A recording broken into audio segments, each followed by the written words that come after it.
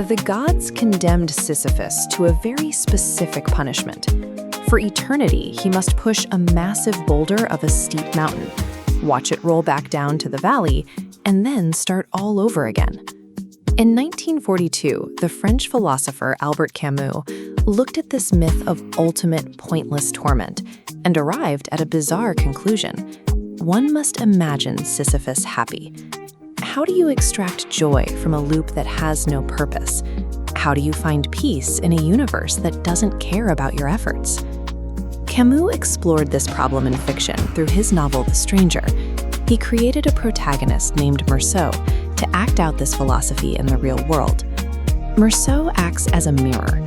He forces us to look straight into the terrifying silence of reality when we ask it for purpose, and he shows us what happens when we refuse to invent a comforting answer. The novel opens with a death. Meursault learns his mother has passed away. At her vigil and funeral, he drinks coffee, smokes, and sheds absolutely no tears. The very next day, he goes swimming at the beach, watches a Fernandel comedy, and starts a new romance. This is Camus' concept of the absurd in motion. It is the violent crash between our human hunger for logic and order and the cold indifference of the actual universe. Society demands a script to buffer against that coldness. You lose a parent, you mourn. You follow the expected emotional beats to keep the collective comfortable.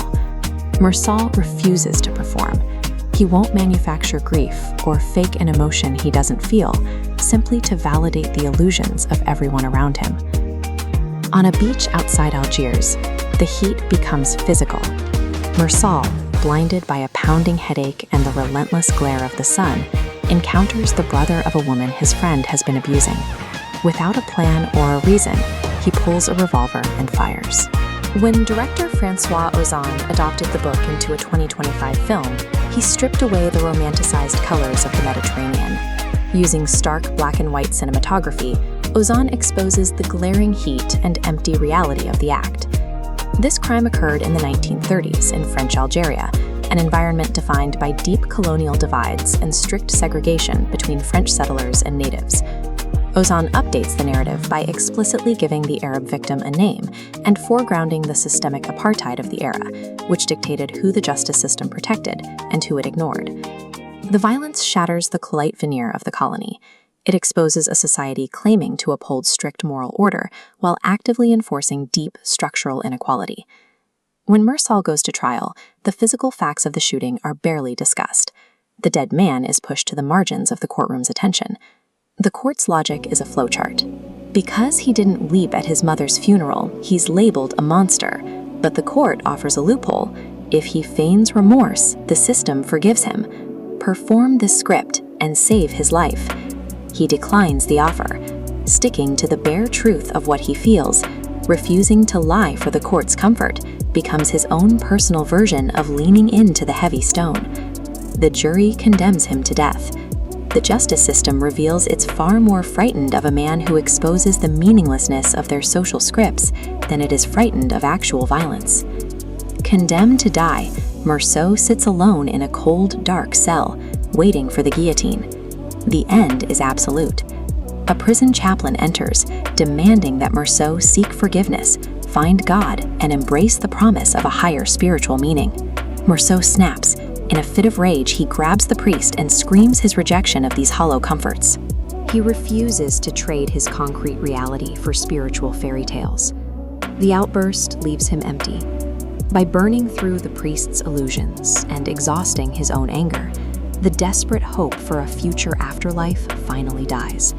He is no longer waiting for a miracle, and that makes him, for the first time, entirely present in his own life.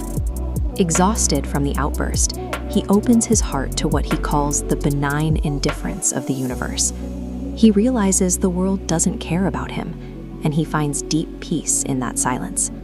This is the exact psychological moment Sisyphus watches his boulder roll to the bottom of the hill, turns around, and consciously chooses to walk back down into the valley. He is no longer a victim of the gods. By accepting his pointless task without any illusions, he becomes the master of his own fate. Meursault makes one final wish, that a massive, hateful crowd attends his execution. He wants no pity and no reprieve, just the raw, unvarnished end of his existence. We spend so much energy performing for others, pretending our actions fit neatly into a grand, cosmic plan. True freedom might just require dropping the act, looking at the heavy rock in front of us, and deciding to push.